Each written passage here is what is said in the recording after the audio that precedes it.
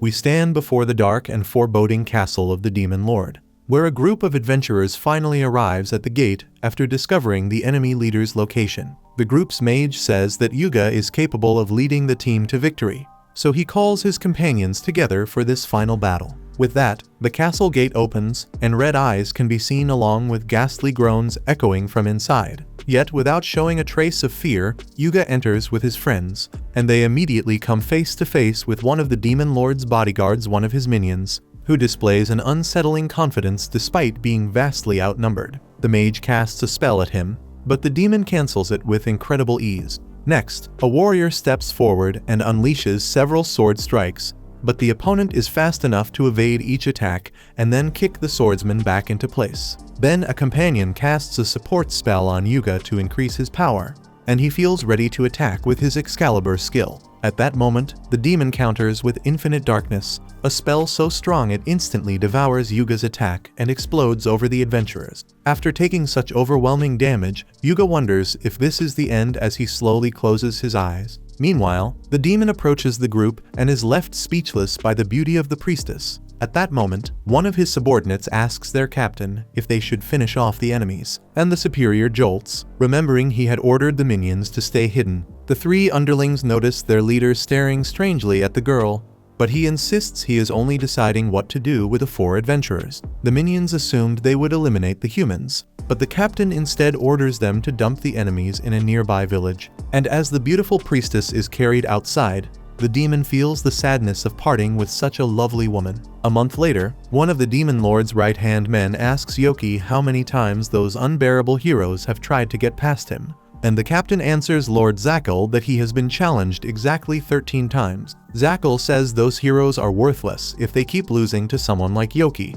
then bursts out laughing, triggering laughter from the other demons around him. The Demon Lord asks why Yoki hasn't killed the heroes, and he explains that useless people like them aren't worth the effort. If that's the case, the Lord says he'll let Yoki's subordinates handle it, but knowing they won't be able to defeat the heroes, and not wanting to kill that beautiful girl, Yoki promises he'll take care of it. Upon leaving the throne room, Yoki thinks to himself that the heroes' lives will be in danger if he spares them again. Ironically, Yoki is strong enough to hold off the entire quartet alone, but they certainly have enough power to defeat the Demon Lord. In any case, while he reflects on the situation, the entire world is being controlled by his master, and it's best to resolve this before those humans truly find themselves in hot water. The next day, Yuga and his companions return to challenge the Demon Lord's guardian again. Calling Raven to attack with him in a new strategy, the leader forms a duo to corner the opponent. But Yoki is too strong to restrain and ends up slamming both of them into the wall. Seeing that things look bad, the priestess runs to heal her allies and tells Makana to hold the enemy off as long as possible.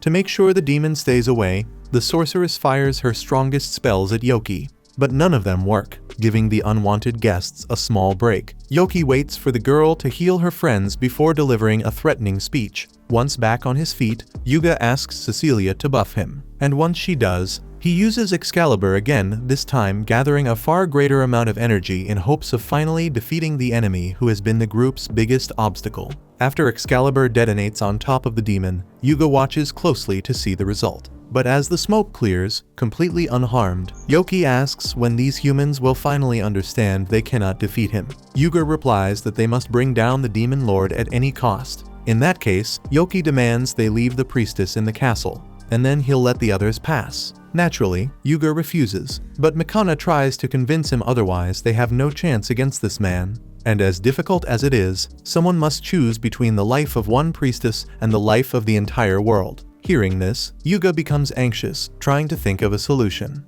But Cecilia tells her friends to go ahead and sacrifices herself for the group. Yuga promises to come back for her later, and Yoki keeps his word and opens the door for the heroes to pass. When the three leave, the priestess knows she doesn't come close to matching this enemy, but she promises to fight to the end as she fires a holy laser at Yoki. The demon absorbs the attack and quickly raises his hands in surrender, saying his name to the human. She asks why anyone would introduce themselves to someone they are about to kill, and he explains that if he really wanted to kill her or her companions, he would have done it long ago. In truth, he gathers courage to confess that he fell in love with her from the first moment he saw her, and so he invites her on a date. Terrified by this bombshell, Cecilia screams and apologizes to the demon. Thinking that was a no, Yoki concludes he has no chance and starts planning his self-immolation for later. Meanwhile, assuming the demon is pretending to be nice so he can strike her from behind, the priestess tries to attack first as he turns around, but she gives up when she notices that he truly isn't trying to resist. She asks him why, and he says there's no reason left to live after being rejected by the one he loved. Besides, even if he stays alive, all he has to do in life is remain inside that room to protect the Lord.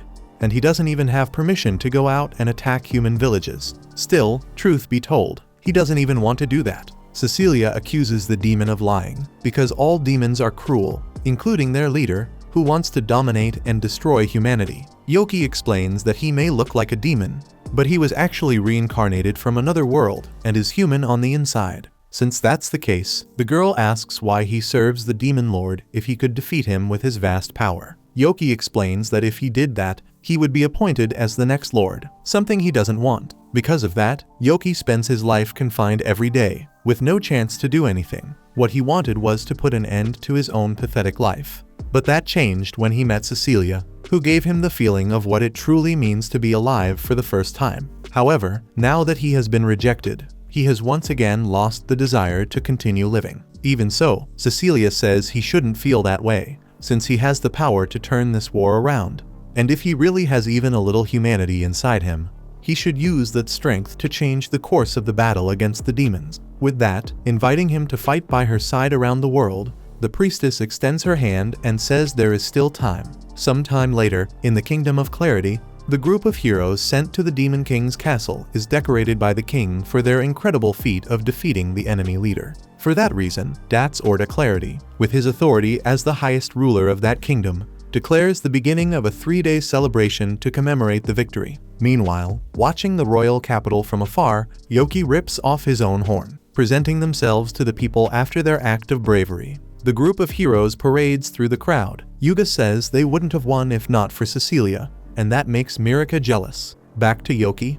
After removing from his body anything that would imply he was a demon, the young man goes to the city's adventurers guild and asks to register at the counter. Out of patience and clearly not knowing exactly what he's doing, the attendant finds the form, and Yoki fills it out without delay, receiving the guild identity card that classifies him as an F-rank adventurer, still a long way from rank S, the highest rank that can be reached if a newcomer completes enough missions. The clerk also tells the kid not to lose that thing, especially over the next 3 days, because the rest of the staff was released for the festival and he'll have to deal with everything alone. Anyway, the man introduces himself as Clayman and wishes the rookie luck. Later, at an inn, Yoki throws a good amount of coins onto a table and, satisfied with the money he earned on his first day, believes he could live a stable life in the human world and, above all, confess to Cecilia again and get a chance to go on a date with her. Sometime later, upon entering the guild, Yoki hears 2 adventurers talking about a boy who is rising in rank extremely fast. That very boy walks up to Clayman with 5 different missions and says he came to collect all the rewards, while the clerk wants to know why this kid always insists on being served by him, even when there's a cute girl right next to him ready to help. Yoki explains that he got used to Clayman, and besides, he works fast. Putting that aside, Clayman asks who this boy really is, and he nervously replies that he's just an ordinary adventurer, not falling for that nonsense. Clayman doesn't believe someone who rose from rank F to D in just 1 week can be called ordinary. Still, since the boy hasn't done anything illegal, the attendant can't investigate him or anything like that, so he drops the matter. At that moment, disguised so she won't be recognized, Cecilia walks up to the counter and invites Yoki to her house to talk. Obviously, the supposed demon isn't going to let that chance slip away. So shortly afterward they arrive at the adventurer's mansion by carriage. One of the gate guards, as always, is eager for the beautiful Cecilia to return so he can admire her angelic face again, but when he sees a kid stepping out of her carriage, the big guy approaches him with hostility and asks what he's doing inside Miss Cecilia's carriage. The lady of the house appears to scold the guard, while another guard pulls him away before things get worse. Inside the mansion, the priestess apologizes, since she should have found Yoki earlier, but he doesn't regret the time spent as an adventurer, because he was having a lot of fun. He's actually surprised she managed to find him. and she explains that Yoki has become the city's main topic in the last few days because he rose in rank in the blink of an eye. And speaking of that, Cecilia says that's exactly what she wanted to talk about. She wants him to leave the Adventurers Guild. She explains that even though the Demon Lord has been defeated, it's not as if all dangers in the world disappeared along with him. And it's a fact that the human nations will soon restart their usual conflicts in search of supremacy. The signs are clear. For example, Yuga has begun receiving several marriage proposals from other nations. And Yoki understands why, as if the guy didn't already have premium skin. Now he's the most popular man in the world at the moment. However, Cecilia explains that those proposals go far beyond that, since marriages with important figures are simply a way to gain more power and influence in the human world. And the kingdom that has the great hero by its side will have an ally capable of turning the tide of a war. Obviously, Yoki will become one of this kingdom's S-rank adventurers sooner or later. But the moment the boy reaches that rank, every eye will turn toward him, and if they find out he's a demon, they might try to use his power to conquer the world. For that reason, the priestess wishes Yoki wouldn't draw so much attention, and that he would at least advance more slowly within the guild. Since he shows no interest in leaving, she could simply hire him and pay him with the money she receives from her work. But she doesn't have the budget to sustain an adventurer who earns the same as an S rank. In return, she kneels and promises she would do anything if Yoki accepts her proposal. Faced with that, acting like a complete idiot because he clearly has no idea how to deal with the girl he loves in that position. The boy makes it clear that it would be hilarious to imagine him falling for the sweet talk of any random little nation, because it's obvious crystal clear that he only has eyes for his beautiful and beloved Cecilia. After laughing at the boy's reaction, the girl is pleased with his answer, until someone knocks on the office door and walks in. It's Celia Aquarain, who introduces herself as Cecilia's mother. Yoki holds himself back so he doesn't embarrass himself in front of his future mother-in-law, while Celia explains that Sophia, one of her maids, will deal with the guard who disrespected Yoki at the gate. The kid imagines that a big guy like that won't learn any lesson coming from a defenseless little kitten like Sophia, while Celia is actually discussing with the maid how many of the guard's bones should remain intact. After settling the matter and dismissing the maid, Celia reveals that her daughter has received many marriage proposals, including one from the hero himself, Yuga, who apparently has a massive crush on the girl. Yoki goes crazy and swears he'll show everyone who the real monster is here, but Cecilia tells him to cool it, because she already turned down all marriage offers, including the hero's. Seeing that this young man clearly likes her daughter, Celia approaches him and proposes that Yoki marry Cecilia. Extremely nervous, Yoki looks at his beloved and apologizes for what he's about to say. But since he already confessed to her once and was rejected, what he wants now is to rise in life as an adventurer, and once he's stable in his profession, confess to her again, because he wants to respect her feelings. Hearing that, Celia says the boy passed the test, because she would never let her daughter marry someone who thought otherwise. Because of that, the lady of the house makes it clear that Yoki is always welcome in her home. After this conversation, Yoki and Cecilia meet in the garden to say their goodbyes. And after everything that was said in that room, to the demon's delight, they decide that from now on they'll address each other by their first names, a big step in intimacy for the two of them. Sometime later, a titanic battle was taking place in a random forest, where Yoki was fighting a chicken with a serpent's tail. After dodging the monster's attacks with a smile on his face, the young demon counterattacked with lightning magic and completed his mission by collecting the cockatrice's feathers. According to Clayman, Yoki would need a week to finish this job, but the boy bragged after needing only a single day. However, while he was boasting about it, Yoki was attacked by a headless knight and narrowly escaped the sword strike. Then, a harpy tried to attack him from above, but was pushed back by the demon's wind magic. As if that weren't enough, a fairy tried to ambush Yoki from behind with a knife in hand. But Yoki managed to warn Shaik that it was him. Recognizing the captain, Shaik scratched his head for having thought he was some adventurer hunting demons. Along with the fairy, Happiness the harpy and Duke the headless knight also recognized their boss. Duke grumbled that Yoki had disappeared out of nowhere after the demon lord was defeated and asked why he looked human, with the whole group demanding a good explanation. Yoki explained that he confessed his love to the priestess from the hero's party and was rejected, which messed with his head and made him decide to become Yoki, a human adventurer. Therefore, his subordinates were now free to take whatever form they wanted. Honestly, none of the three liked this idea, and Duke even wanted to meet the girl the captain was so in love with. On the other hand, Yaoki needed to hide who he really was and couldn't be walking around with a guy carrying his own head, a girl with pigeon wings instead of arms, and a kid with mosquito wings. Still, since the boss managed it, the three also thought they could.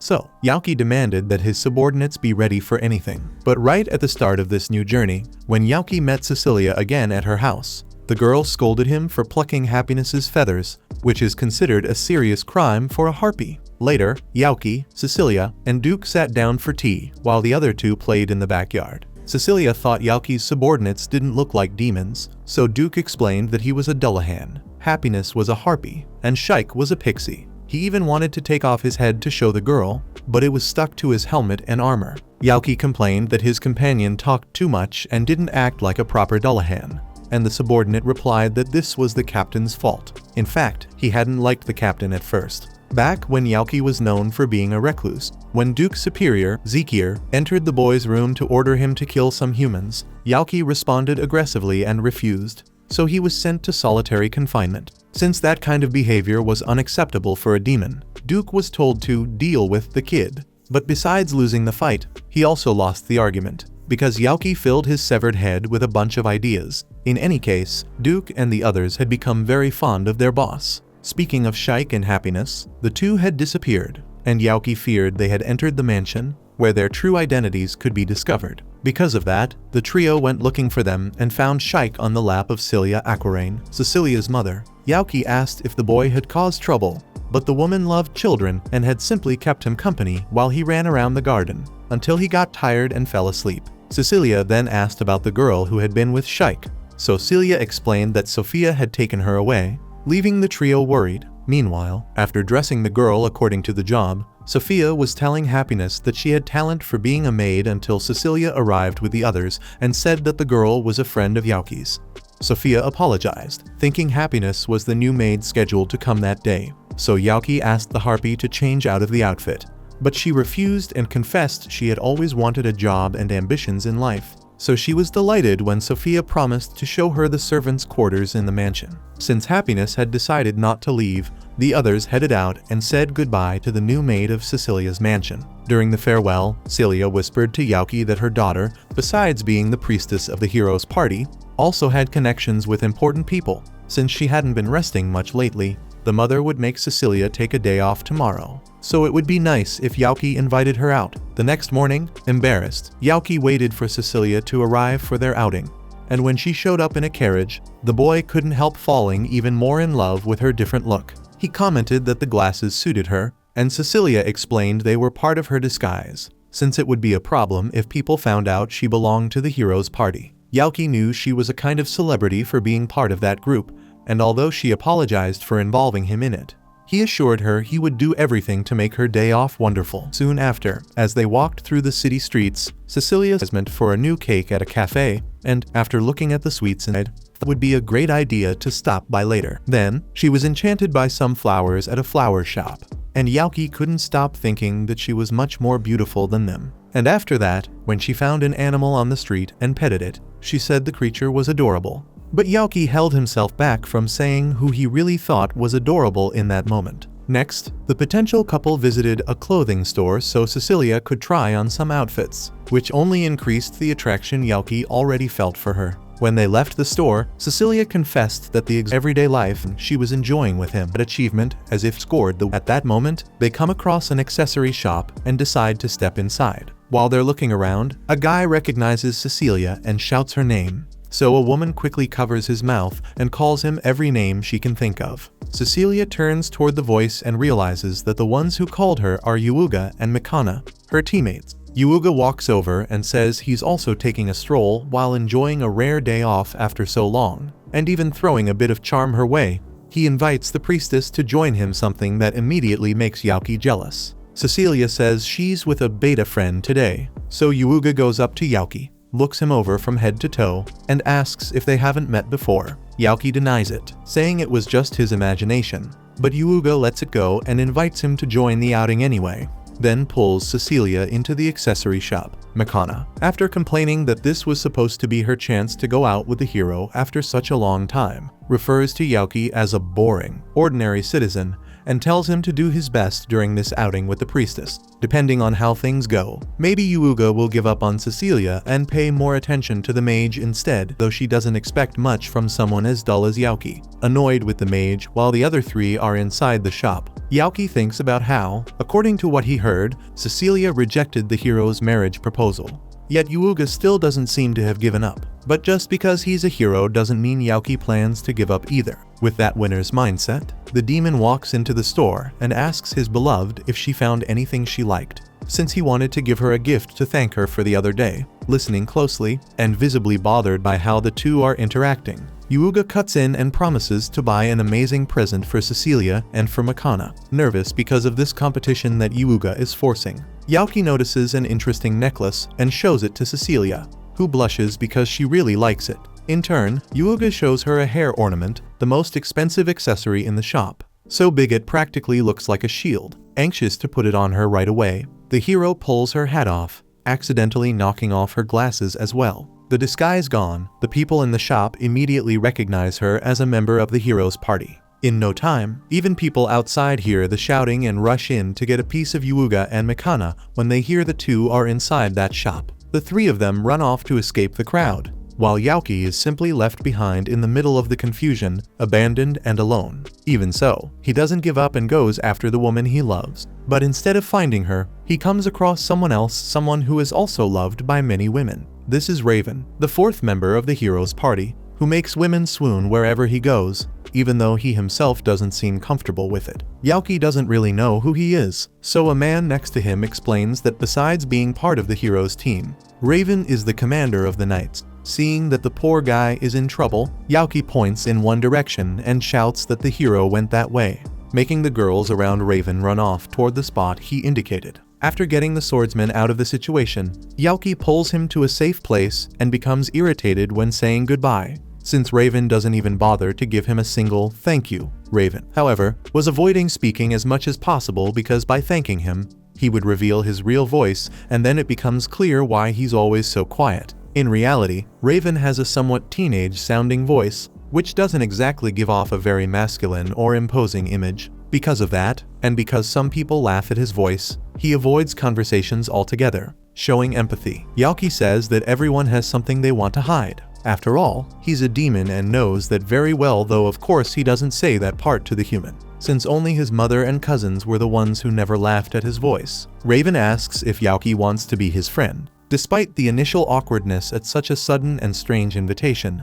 the demon accepts it normally and greets his new companion kindly. But remembering that he was in the middle of a chase, he hurriedly says goodbye to the swordsman and resumes running after Cecilia. After searching for some time, the poor demon is about to give up, while Cecilia, who is also looking for him, wonders if he has already gone home. Suddenly, she comes across a little boy crying alone in the street, and the first thing she does is heal a scrape on his knee.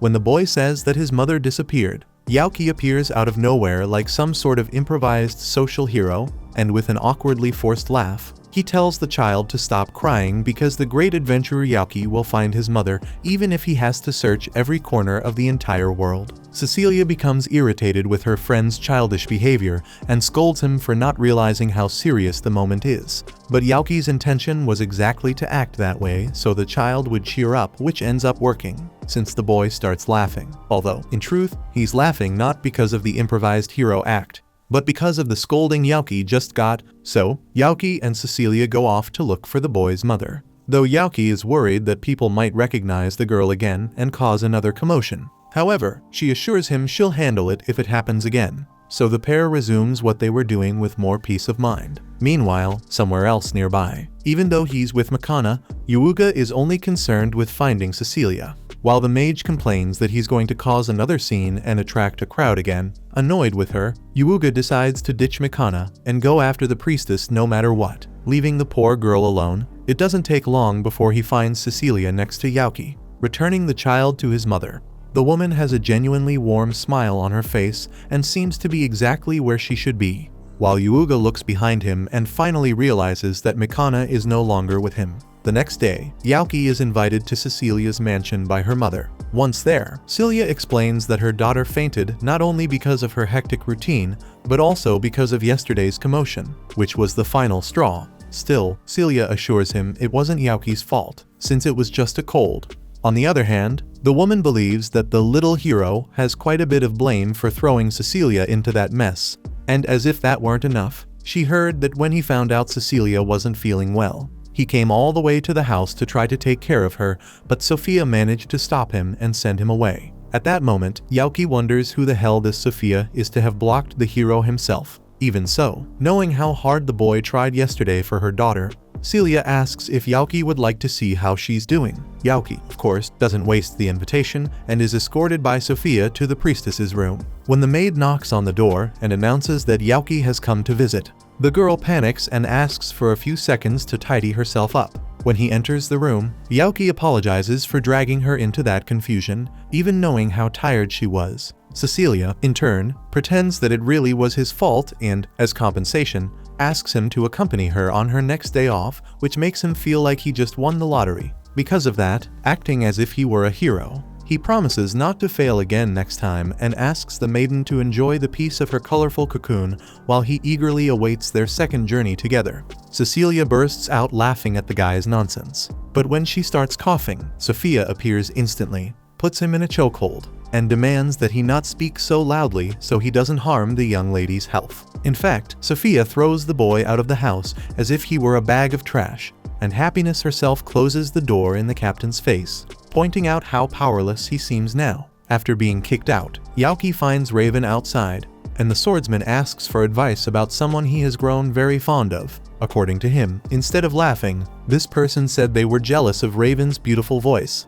But he doesn't have the courage to take the relationship to the next stage. Realizing the guy is just as insecure as his teenage-sounding voice suggests, Yaoki shakes him and yells that, besides being handsome and tall, he is one of the heroes who saved the world. So now that he has even received a compliment about his voice, he has everything he needs to take action. Motivated by his friend's words, Raven is convinced to go after the person he loves, and that's when Yaoki notices he's entering Cecilia's house, which can only mean something very annoying. Check out these videos appearing on your screen and subscribe so you don't miss the next part.